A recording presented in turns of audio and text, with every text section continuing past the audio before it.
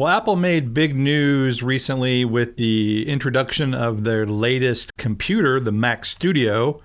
And my God, that thing is tempting to pick up. But I want to tell you today why I am not going to buy one. I am not going to be tempted.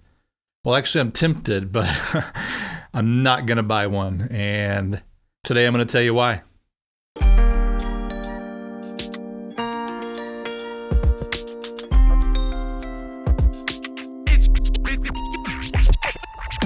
Hey guys, Blake Calhoun and another episode of Almost Professional, the podcast about mobile filmmaking, DIY filmmaking, indie filmmaking, really all things filmmaking. And today looking at more of the post-production side, or at least the computer part of it. And that is the Apple Mac Studio. An incredible machine. I won't go over all the tech aspects here because there are a million videos or podcasts you can listen to about that. This is more about a mindset and why I am actually going to skip this generation. For now, anyway, we'll see. Now, before I go too far, I have to say that I do own an M1 Mac Mini. That's my secondary edit system. It's actually in my studio here. I'm in my studio shed. If you watch my videos, you know that I have a home studio that I put into a shed. That's where my Mac Mini is. My main editing setup is in my office, and that setup is a 2017 iMac. It's a 5K iMac, 27-inch, fully loaded. I'm pretty sure at the time that was an i7 chip, so it's an Intel machine. But for what I do, it still performs very well. You can do 4K, no problem. Multiple streams of 4K, especially ProRes. If you start using H.264, multiple streams, it can stutter. Interestingly, especially with iPhone footage, it doesn't like those files. And then, of course, everyone knows like the DJI drone footage, it struggles with that stuff too a little bit. And so, sure, the new Mac Studio would handle that probably like butter. But for, again, my main work these days is YouTube and corporate or commercial video. And when I say commercial video, I mean editing commercials primarily.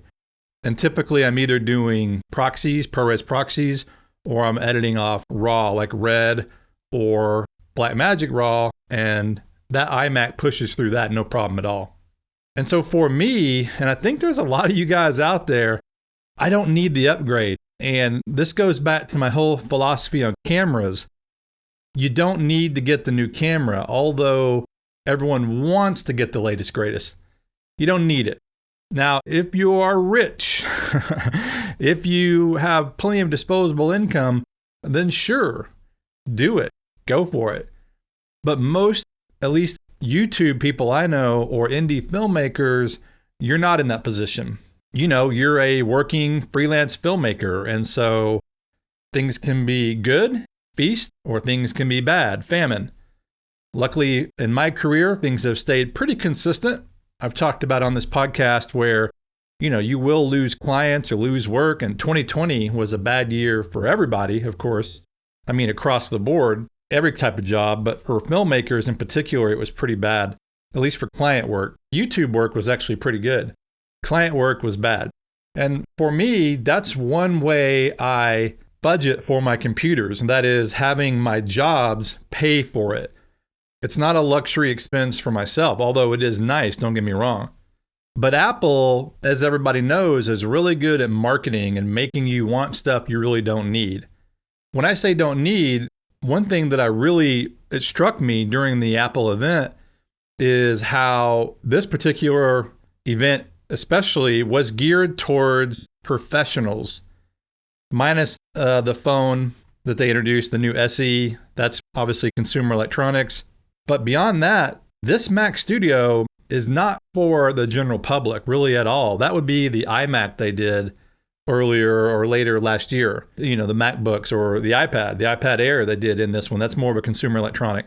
This computer, and it was demonstrated during the actual presentation, you saw people doing more high-end type of work using 3D programs or various, I can't remember exactly, maybe it was Logic doing sound mixing, or doing editing in Final Cut Pro, which that doesn't take up a lot of GPU power, etc., or memory. However, doing larger file size like 8K and then doing rendering of high-end animation and that kind of thing, that can really use the computing power, and that's where Mac Studio would come in very handy. But for me, it's a want, not a need. And that's really where my mindset is. And that's what I'm not telling you what to do, not at all, not remotely. I am just simply trying to bring people down to reality and not buy into the marketing hype, which we're all guilty of, myself included, and just think about it. Just think, do you really need this machine? Because I joked on Twitter that keep in mind, everything you buy right now will be obsolete in a year. Now, that's a joke because I just said I'm using a computer from 2017. And by the way, my laptop is a MacBook Pro from 2014. It's a mid-2014. And it still edits fine using Premiere. Where it is really slow and where I don't like to use it is on rendering and exporting. Very slow compared to current machines. Now, my M1 Mac, interestingly, it is faster in quotes than my iMac, especially on rendering. It renders really quickly. But my iMac has, I believe, 64 gigs of RAM. And then the M1 Mac Mini has, I believe I got the 16. It was maxed out. Now, I'm not an engineer or computer expert when it comes to the memory. I mean, with the new M1s, that is, because the way I understand it, the new M1 memory is rated, or it's completely different than the older RAM, meaning 16 gigabytes sounds really low. I was really surprised when I bought it, but that was the max they offered. And 64 or 128 sounds more normal. Now, they do offer that on the new machines, but again, it's rated completely different. It's much faster. So like the 16 on my M1 Mac Mini is probably the equivalent to 32 or 64 on an Intel machine. That's just a guess, but that's kind of the feeling I get.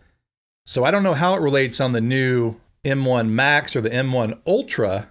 I know the M1 Ultra is basically twice everything as the Max because they fused the two chips together. But that's all to say that my M1 Mac Mini does a surprisingly good job with everyday editing. Again, I probably wouldn't use it on higher end type compositing, or, you could use it, but it wouldn't be nearly as good as the Mac Studio, of course, or my iMac. My iMac is actually better for running multiple programs, I found, like having Premiere and After Effects and maybe Audition all open at the same time. It's just a more powerful machine, even though it's 5 years older. I got the Mac Mini in 2021, probably 6 months ago. That is bang for the buck, though. I think that machine was only like $600. And so that is, in very general terms, why, for now, I am skipping the Mac Studio. I may change my mind in 6 months, or I may wait and find out what the new Mac Pro will look like. I assume they're going to do a new Mac Pro as well. I have enjoyed using iMacs, and so the iMac Pro is another one that I've heard a rumor that will be still coming. There was people talking about how the 27-inch iMac is probably gone now because you have the new Studio display and the new Mac Studio, which is more or less like having an iMac that's separated, sort of, because the new display looks just like an iMac screen, and it actually has a camera in it and the speakers, etc. Just doesn't have the computer built in, although it does have a chip in the computer, a very powerful chip. I think it's the A13 or A15, I forget. The point is, the regular iMac may be gone, but the rumor is the iMac Pro may be coming, and so I may wait for that, because I have been a fan of the all-in-one machines. When I first got my iMac, I thought it was kind of silly, I gotta admit, because I've come from big tower computers. I used to use PCs, I had an HP, and then I went to a different Mac. I can't remember which model I had, but switching to the iMac was a change, but I've really grown to love them, especially as SSDs came along and they were quieter and didn't have the fan noise, etc., that the previous generations had. Ultimately, it's whatever works for you. A very obvious thing to say. Today, I don't do as much high-end compositing and stuff as I used to do, partly because my world has changed. My video work has changed. The pandemic really changed a lot of that. I think it did it for a lot of people. when you're doing YouTube or social media type videos, you don't really need all that computing power. It's nice to have, but of course you could say the same thing. You don't really need a Sony a7 IV either. You don't need a full frame camera. You don't need a RED. You don't need a big Blackmagic 12K. So it's nice to have it though. It's really nice to have it. The one thing I am considering though is, again, I've mentioned I've got the M1 Mac Mini, and I have a nice LG widescreen monitor. I've showed it in a couple of my videos and I really like it, but it's a lower end monitor as specs go. I think it was $300 or $400. It does have a decent refresh rate. I think it's 75 versus the 60. And the new studio display is only 60 hertz, which was a little bit of a surprise, but they're keeping the cost down. Well, it's still $1,500 monitor plus a stand, so you're probably looking at like $1,800, I think, with the basic stand. With the nicer stand that goes up and down, I think it's like almost $2,000. So it's not cheap. So what I'm getting at is I might go ahead and buy that display, pair it with my Mac Mini, and then in the future, if I decide to get a Mac Studio, then I can combine those two, and that would be much less money. And speaking of the money, again, the display I think is $1,599, upwards of $1,800 depending on the stand you get. The Mac Studio that I priced out, and yeah, I did go to the Apple app, the shopping app, and put everything in my cart and was going to pull the trigger, decided not to. The one I priced out was only it was less than $3,000. And that sounds like a lot to some of you, I'm sure, but my 2017 iMac, the 5K iMac, was like $4,000 or $4,200 range. And that was 5 years ago, almost 5 years ago. So a $3,000 computer, then you have the monitor, which is $1,500-ish. So you're looking at $4,500 range. Now that was the M1 Max, that was not the Ultra. And that was with the 1 terabyte drive is what I usually do because they really gouge you on the SSD drives. And I put everything on external drives anyway. So I found that 1 terabyte is fine for me. If you have the budget, go to 2 terabyte. And then the memory I chose was 64 gigabyte. I think that was the top that I could do with that configuration. And that's fine. There's two different schools of thought there. It's either, and I usually go to this other one, and that is max your computer out so you future-proof it. And that's what I did with my iMac. But in this case, I don't know that I need the Ultra chips. And so I wasn't going to do that. I was going to do the M1 Max with a little bit of a lesser configuration. I don't remember which GPU configuration I picked. I believe it was the mid-range. But I didn't do it. And that's the whole point. I decided not to do it. As cool and as tempting as it is, I'm going to live with my 2017 iMac until it either stops doing what I want or it stops working, which does happen. I've had screens go out and the kernel panic situations you get sometimes with Macs. And so, knock on wood, yeah, hopefully that doesn't happen. But in the meantime, I'm happy with what I've got. And so I just wanted to share that and make you feel better if you've been on the fence as well on whether to get the new Mac Studio or wait and see what the new iMac Pro is going to be or the new Mac Pro. Or maybe you've got a MacBook Pro, or maybe you're editing on an iPad Pro, which I do some too. I still like the idea of a computer, even though the iPads have gotten so good, like using LumaFusion, etc. And by the way, because of the way these M1 chips are creeping in to now the iPad Air, etc., it will not surprise me at all if next year, coming much sooner than I originally thought, Apple puts Final Cut Pro on an iPad. And that's really going to blow up the world for sure. For mobile video, mobile filmmaking. But that's a whole nother topic. And so that's where I am on my Mac Studio. The one other thing I want to talk about today in this episode is, and I've kind of teased this for a while, maybe 2 or 3 episodes past, I have been working on an idea for this podcast about movies. And not movie reviews. I've done a couple little mini movie reviews. And that's fine. I'm going to throw a couple of those in here and there, and they're fun to do. But this is about taking movies, indie film primarily, and breaking them down and showing how we, as indie filmmakers, as DIY filmmakers, as micro-budget filmmakers, could use those as a template and create similar type work, not stealing their idea or being derivative of that idea, but just the way they produced it, and use that in our own work. And that is primarily dealing with the stories, the type of stories you could make, the locations, the cinematography, the production design, and then the casting. Those are the main topics I'm going to look at. So it's not going to be really tech focused, and that's something I want to start doing more of. Technology is great, but it's so ephemeral and it changes so quickly. I want to talk about things that are more evergreen and that can apply no matter what the tech is. However, in saying that, when I'm talking about micro-budget movies, I'm more than likely talking about shooting them on an iPhone or a mirrorless camera, or if you happen to have it, a Blackmagic or a Red camera, etc. But ways to make these type of movies that are probably, I've got all kinds I'm going to look at, but some of them are as low as $10,000 budget, which is obviously very micro, up to probably, $5 or $10 million budgets, which are not micro, but they're still considered low budget indies. But how you could do the same thing for 10% of that money or even $0, truth be told, especially if you're doing it completely yourself. So that's coming soon. I don't have a release date yet. And I'm also debating on whether it's going to be a sub-series to this podcast or whether it will be a standalone. It'll probably start on this podcast no matter what, and maybe stay here for good. I would alternate episodes. This traditional podcast of mine is not going away.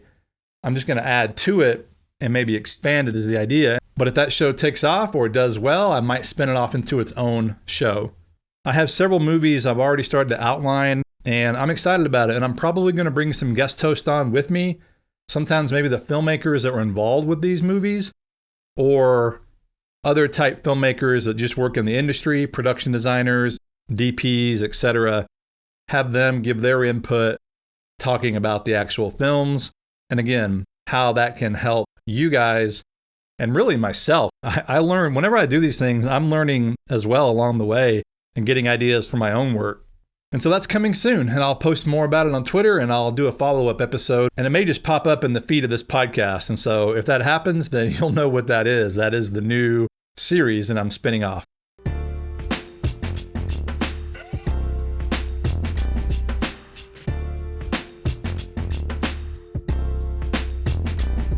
So that's it for today, guys. I'm excited to see Apple supporting professionals. I really am. And so that is great if you need a new computer right now, or if you need one in the future like me, and the future could be in 2 weeks, or it could be in 2 years. We'll wait and see.